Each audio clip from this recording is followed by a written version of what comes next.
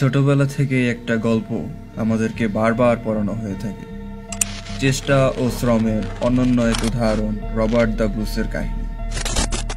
সপ্তমবার চেষ্টা করার পর সে তার রাজ্যকে পুনরায় ফিরে পেতে সক্ষম হয়।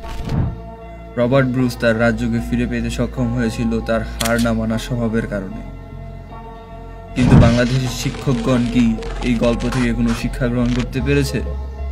আজ আমরা সেই গল্পই বলবো। তবে চলুন শুরু করা যাক। এইচএসসি পরীক্ষা দেওয়ার পরপরই বাংলাদেশের শিক্ষার্থীদেরকে জীবনের এমন এক পর্যায়ে প্রবেশ করতে হয় যাকে বলা হয় অ্যাডমিশন ফেজ। এই পর্যায়ে এসে অনেকে নিজের মেধা, শ্রম এবং হার না মানা মানসিকতা দিয়ে জয় করে নেয় বাংলাদেশের স্বনামধন্য সকল বিশ্ববিদ্যালয়গুলো থেকে একটি সিট। আবার অনেকে প্রচুর মেধা থাকার পরেও, হার না মানা মানসিকতা থাকার পরেও হেরে যায় ভাগ্যের কাছে। যে কোনো একটি দুর্ঘটনার কারণে সে হতে পারে না একজন পাবলিক বিশ্ববিদ্যালয়ের ছাত্র। ঠিক এই কারণেই বিশ্বের নামি দামি সকল ইউনিভার্সিটিতে রয়েছে দ্বিতীয়বার এমনকি তৃতীয়বার পরীক্ষা দেওয়ারও সুযোগ। বাংলাদেশেরও জাহাঙ্গীরনগর, রাজশাহী, চিটাগং এবং মেডিকেল এবং জিএসটির মতো গুরুত্বপূর্ণ পরীক্ষাগুলোতে রয়েছে দ্বিতীয়বার ভর্তি পরীক্ষা দেওয়ার সুযোগ। কিন্তু আপনারা কি জানেন বাংলাদেশের ঢাকা বিশ্ববিদ্যালয় সহ ইঞ্জিনিয়ারিং যে সকল ইউনিভার্সিটি রয়েছে সেগুলোতে নেই দ্বিতীয়বার ভর্তি পরীক্ষায় বসার সুযোগ? ঢাকা বিশ্ববিদ্যালয়ের মতো গুরুত্বপূর্ণ একটি প্রতিষ্ঠানে যেখানে 2014 সাল পর্যন্ত সেকেন্ড টাইমের বিষয়টি প্রচলিত ছিল, সেখানে হুট করে এমন কি হলো যে 2014 সালের পর থেকে তাদেরকে দ্বিতীয়বার পরীক্ষা দেওয়ার মতো গুরুত্বপূর্ণ একটি বিষয়কে বন্ধ করতে হলো? ঢাকা বিশ্ববিদ্যালয় কর্তৃপক্ষ মূলত তিনটি কারণ দেখিয়ে সেকেন্ড টাইমের বিষয়টিকে বাতিল করে দেয়। তার মধ্যে প্রথম কারণ হচ্ছে প্রশ্ন ফাঁস, দ্বিতীয়ত হচ্ছে আসন ফাঁকা থাকা এবং তৃতীয়ত হচ্ছে সেকেন্ড টাইমের শিক্ষার্থীদের বেশি সময় পাওয়া। এই প্রত্যেকটি সমস্যাই সমাধান করা সম্ভব। যেখানে মেডিকেল এবং গুচ্ছের মতো জায়গায় এতগুলো বিশ্ববিদ্যালয় ও কলেজ একসাথে থাকার পরেও তারা সেকেন্ড টাইম নিতে পারছে কোনো রকম প্রশ্ন ফাঁস করা ছাড়াই, সেখানে ঢাকা বিশ্ববিদ্যালয়ের পক্ষে কি সেকেন্ড টাইম নেওয়া খুবই জটিল একটি বিষয়? দ্বিতীয়ত, যে শিক্ষার্থী একবার ঢাকা বিশ্ববিদ্যালয়ে ভর্তি হয়ে গিয়েছে সে শিক্ষার্থী পুনরায় আর ঢাকা বিশ্ববিদ্যালয়ে পরীক্ষা দিতে পারবে না।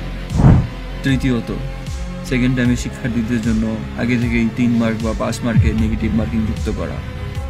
এমনকি মেডিকেল সহ চট্টগ্রাম বিশ্ববিদ্যালয়েও নেগেটিভ মার্কিংয়ের বিষয়টি রয়েছে।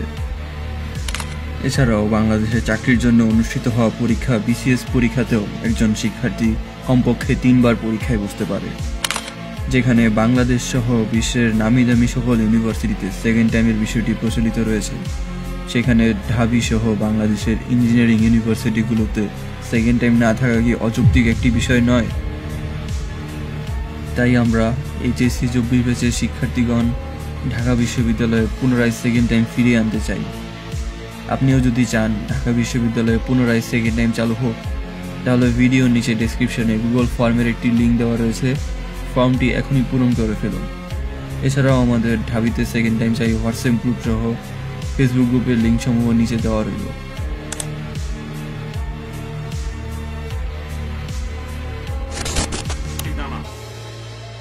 তাই ঢাকা বিশ্ববিদ্যালয়ে ভর্তির ইচ্ছা থাকলেও প্রথমবারে তা হয়নি।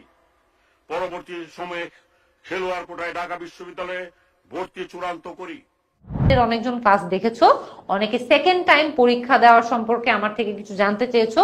আমি ইন্টারেস্টিংলি বলে দিই, আমি এটা আমার আগে অনেকগুলো ভিডিওতে লাইভ ক্লাসে বলেছি।